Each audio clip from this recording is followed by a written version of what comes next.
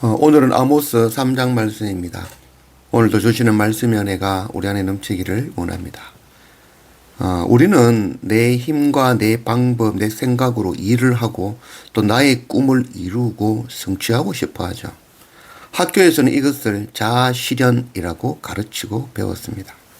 그래서 이 자아실현은 인간의 교육과 삶의 궁극적인 목적이라고 세상 학문은 가르치죠. 그래서 내 방법, 내 생각, 내 힘으로 꿈을 이루고 부자가 되고 높은 자리에 오르는 것, 성공하는 것, 이것을 향해서 달려가고 그것 이루어야 행복이다라고 생각하며 살아가고 있죠. 오늘날 교회도 여기에 동조하여서 하나님께서 그 자아 실현을 도와주시는 분이라고 가르치죠. 구하고 원하는 것, 그 모든 것 하나님께서 이루어 주신다. 교회 열심히 다니고 하나님 열심히 믿고 헌금 열심히 하면 하나님의 복을 받아서 자기의 소원을 이룰 수 있다. 자아 실현을 도와주신다. 무엇인지 원하는 대로 구하라. 그리하면 이룰 것이다. 이렇게 가르치고 있는 것이죠. 그러나 이것은 우상숭배입니다. 오늘 교회가 오히려 우상숭배를 가르치고 있는 것이죠. 성경은 자아 실현이 아니라 자아 포기를 가르치죠. 내가 하고 싶고 이루고 싶고 완성하고 싶은 것을 포기하고 하나님 원하시는 뜻을 이루어가는 것. 이것이 우리의 삶의 목적이라고 가르치는 것이 바로 성경인 것입니다. 자아 실현의 최고인 사람이 있었죠. 바로 사도 바울이죠. 그는 당대 최고 학문 가말리엘 학문에서 수제자였고 또 로마 시민권자이며 다소에서 그는 부자의 그런 가정에서 태어난 사람이죠. 그래서 그는 자신의 꿈을 이루기에 합당하고 그것 이루기 위하여 달려가던 사람이었죠. 그가 주님을 만나고 자아 실현을 배수물처럼 여기고 자아 포기를 선택한 것이죠. 하나님은 그 사도 바울을 통해서 많은 교회를 개척하고 하나님의 사람들을 세우며 성경을 기록하게 하신 것이죠. 내 뜻, 내 방법, 내 힘, 내 꿈이 아니라 먼저 하나님의 나라와 의를 구하는 그런 우리가 되기를 원합니다. 1절 이스라엘 자손들아 여호와께서 너희에게 대하여 이르시는 이 말씀을 들으라. 애굽 땅에서 인도하여 올리신 모든 족속에 대하여 이르시기를 내가 땅의 모든 족속 가운데 너희만을 알았나니 그러므로 내가 너희 모든 죄악을 너희에게 보응하리라 하셨나니. 2절 말씀에 내가 이스라엘 백성들아 들으라 내가 너희만 알았다. 내가 너희 가운데 너희만을 알았다라고 말씀하고 있죠. 이 말씀은 모든 족속들 가운데서 내가 먼저 너희를 택하였다라는 말씀이죠. 먼저 택하심. 이게 바로 예정론이죠. 미리 예정할 적. 미리 정하여 택하여서 하나님의 구원을 이루시는 것. 이게 바로 하나님의 구원의 방법이죠. 하나님의 구원은 먼저 한 사람을 먼저 택하시죠. 그 한 사람을 통해서 한 가정을 이루시고 또 그 가정을 통해서 한 민족을 택하시고 또 그 민족을 통해서 열방의 모든 나라들을 구원하시는 것. 이것이 바로 하나님 구원의 방법이죠. 이것이 바로 예정론입니다. 그리고 먼저 택한 자들에게는 그만한 복도 주어지지만 그들에게는 더 혹독하게 다루시는 것이죠. 더 엄격한 잣대로 더 많은 것을 요구하시는 것이죠. 히브리서 12장 8절 징계는 다 받는 것이거늘 너희에게 없으면 사생자요 친아들이 아니니라. 하나님께서는 이스라엘을 더욱 징계하시는 것은 이스라엘이 먼저 택하신 하나님의 백성이요 하나님의 자녀이기 때문입니다. 우리도 동일하죠. 하나님의 백성이면 하나님의 자녀로 택함받은 자이면 세상에서 더욱더 미움을 당하고 복음과 함께 고난을 당해야 되는 것이죠.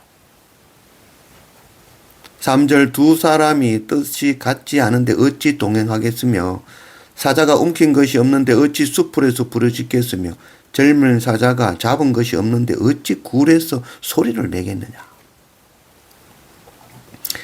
이 하나님의 세계관과 세상의 세계관이 하늘과 땅 차이죠.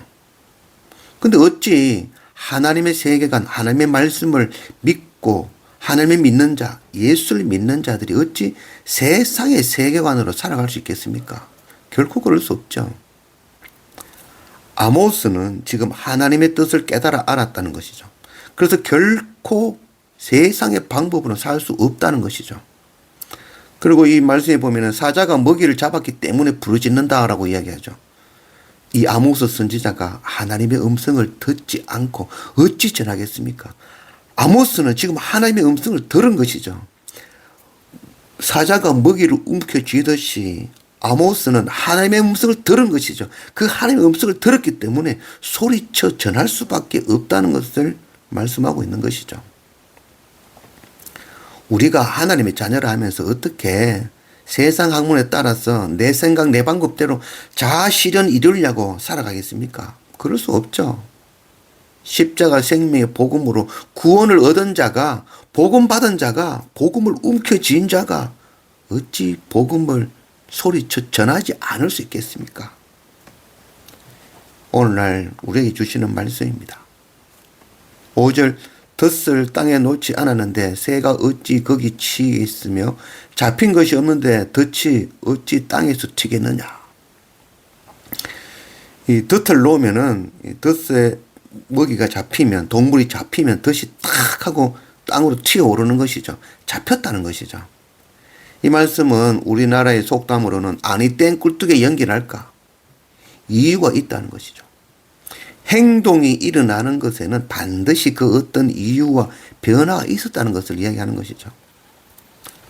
아모스가 말씀 전하는 것, 행동하는 것, 소리치는 것, 하나님으로부터 받은 것이 있다는 것이죠. 그 받은 것이 있기 때문에 그 목자의 생업을 버리고 이스라엘을 달려와서 하나님 말씀을 전하고 있는 것이죠. 행동이 일어난다는 것은 주님을 만났기 때문인 것이죠. 하나님의 음성을 듣고 주님을 만나면 반드시 행동으로 나타나게 되어지는 것입니다. 만일 일어나는 행동이 없다면 그것은 하나님 음식 듣지 못했다는 것이죠. 하나님을 믿지 않았다는 것이죠. 사도 바울이 주님을 만나지 않았다면 어찌 모든 것을 배설물로 여길 수 있었겠습니까? 우리가 아직 세상의 것 붙잡고 있다면, 세상에서 자아실현 위해서 달려가고 있다면 아직 주님을 만나지 못한 것이며 십자가 예수 그리스도 복음을 믿지 않는다는 것이 되어지는 것입니다. 6절 성읍에서 나팔이 울리는데 백성이 어찌 두려워하지 않겠으며 여호와의 행하심이 없는데 재앙이 어찌 성읍에 임하겠느냐. 하나님의 나팔 소리, 하나님의 음성을 들었다면, 그 준엄한 심판의 음성을 들었자면 어찌 놀라우고 두려워하지 않겠습니까? 하나님은 먼저 선지자를 통하여, 이웃을 통하여, 친구를 통하여, 목사와 동역자를 통하여 먼저 말씀해 주십니다. 먼저 말씀하지 않고는 행하심이 없는 분이 하나님이시죠. 먼저 전하여 주신 하나님의 말씀을 보고 들은 자는 그것 전하지 않고는 참을 수가 없는 것이죠. 부르심을 받은 자는 움직이지 않을 수 없는 것입니다. 12절 여호와께서 이와 같이 말씀하시되 목자가 사자 입에서 양의 두 다리나 귀 조각을 건져냄과 같이 사마리아에서 침상 모서리에서나 글상의 방석에 앉은 이스라엘 자손도 건져냄을 입으리라. 참 무서운 말씀이죠. 목자가 양을 구했다는 거죠. 양을 구하고 보니까 다리 두 쪽밖에 안 남았다는 거죠.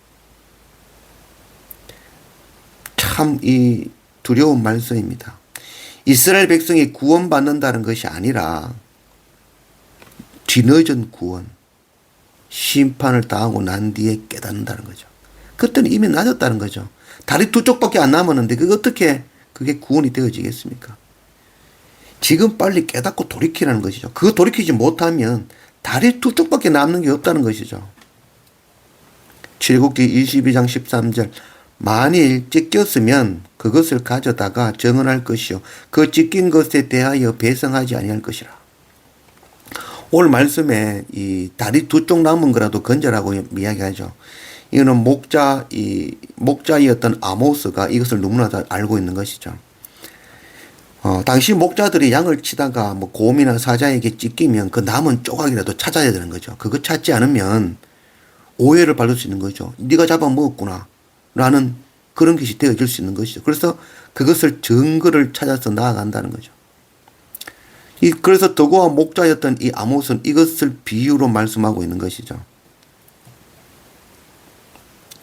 이스라엘이 하나님이 주시는 이 엄중한 말씀 듣지 않고 깨닫지 않고 돌이키지 않으면 아수르부터 모진 공격을 당하고 죽고 다리 뼈만 남을 것이라는 것을 말씀하고 있는 것이죠. 들었으면 돌이키라는 것이죠. 가지고 더 가지고 높아지고 더 높아지고 자기 자아 실현을 위해서 달려가는 자들, 거기에서 돌이키지 아니하면 마지막 그날에 아무것도 남지 않을 것이라는 것이죠. 우리가 다리뼈 두 개만 남기 전에 내 꿈, 내 힘, 내 방법 내려놓고 하나님께로 돌이키며 하나님의 나라와 의를 구하며 내가 받은 복음 전하는 자로 세워지는 그런 우리가 되기를 원합니다.